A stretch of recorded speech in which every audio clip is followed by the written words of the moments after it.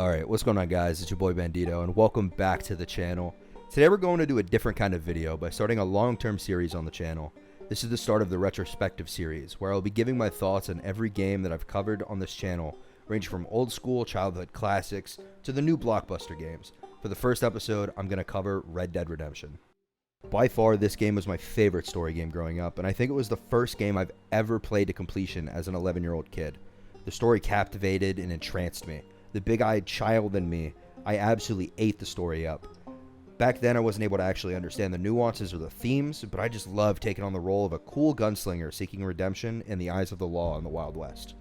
When I replayed this game in November 2024 after the global PC release, I started to pick up on those things that 11-year-old me just couldn't grasp. Seeing John seek redemption from the law for the things that he's done in the past, John's betrayal of Dutch and the gang to clear up his name and repay for the terrible things he's done, only for Dutch's claim of, "When I'm gone, they'll just find another monster. They have to. Because they have to justify their wages." to be true, shows that this game isn't just a fun cowboy western shooter. This game is a hopeful tragedy. They drag you in by making you feel like John can actually make things right for himself, his family, in a changing society, only to rip your heart out with the finale of the main story. It just makes you wonder, who was the redemption for? Was it for John? Abigail? Jack? The government? You would think the entire time John was the one fighting for redemption, but in reality, nobody in this story truly gets to achieve the redemption that is promised. We start the story as John Marston returning back to society after, at that time, some ambiguous criminal actions. He's returning on a journey to fix his personal perception in the eyes of Agent Ross in Blackwater. To repay for his crimes, he's tasked with hunting down what's left of the Vanderlyn gang.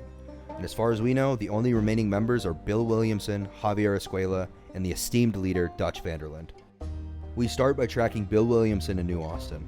We find that he's held up in Fort Mercer, where we confront him and find out that he's now the leader of his own gang, and he promptly deals with us. We get saved by a new face, Bonnie McFarlane, who helps us recover back to health. We help her around her ranch as we get back on our feet so we can start our journey to overtake Fort Mercer to capture Bill. We use the connections we make in Cholla Springs and the surrounding areas to put together a raid team and gather equipment to help us take over the fort. This includes Marshall Johnson of Armadillo, Seth the Gravedigger, the con man Nigel West Dickens, and the aptly named Irishman Irish. With the help of our new friends, we gather the numbers and the firepower to carry out a raid on Fort Mercer. Unfortunately, during our raid, Bill escapes down to Mexico. We follow Bill down to Mexico so we can fulfill our duty to the US government. Here we get wrapped up in a socio-economic conflict between the government and the people of Mexico. We meet with Captain DeSanta of the Mexican military, who promises us that he will help us get to Javier, the next member of the gang, and presumably Bill Williamson, who would have sought out the only familiar person he would know in Mexico. We work with DeSanta to get what we want and meet with the resistance when we encounter Luisa and Abraham Reyes. At this point, John doesn't want to take a side in this conflict, but realizes that he has to in order to get what he wants. We end up playing both sides of the Mexican Civil War, appeasing both the military and the rebels, so we can get our hands on both Bill Williamson and Javier Escuela. Eventually, playing both sides backfires as we get caught working against the government in Mexico by helping Reyes and the rebels. John is essentially forced to side with the rebels, so we help topple the government in what is the most successful stretch for John on his mission.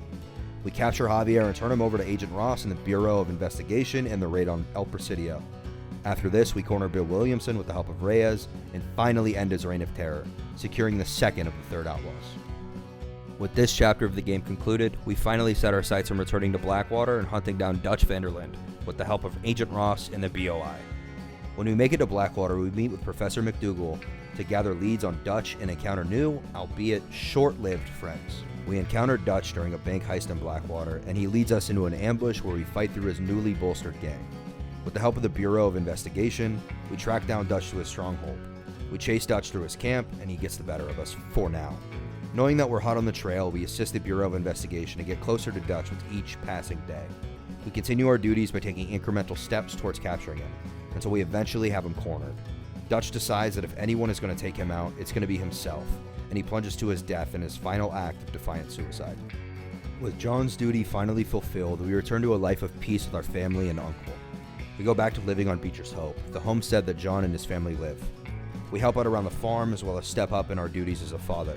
Eventually, though, John's past come back to bite him when we realize that the mission isn't over until every remnant of the Wild West is dealt with.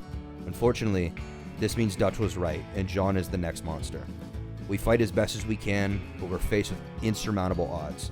2 men and a boy just aren't enough to fight off the suppressive powers of the US military, and we eventually lose the battle. Here, John is forced to surrender to save his family, and meets a perilous end after a standoff with an entire battalion of the government's best fighters. At this point, we learn the real lessons of the game. John was forced into hunting down his old gang members for the US government, but the government wants to move from the uncivilized and dangerous past to a more civilized future, and they will stop at nothing to destroy the last remnants of the Wild West. After our duty is done, we have a short time on our freedom as a parent, only for the government to turn its eyes on John Marston. No matter what, the government will always find a new monster that they have to eliminate, and in this case, it's John Marston. This shows just how tragic this story is. You see, John was just never meant to have a happy ending in this world, because this world was out of happy endings to give. With all the remnants of the Vanderlyn gang finally eliminated, the last flames of the Wild West were finally extinguished, and the world of vigilante justice is left in the past. That is until we finally see the real redemption of the story.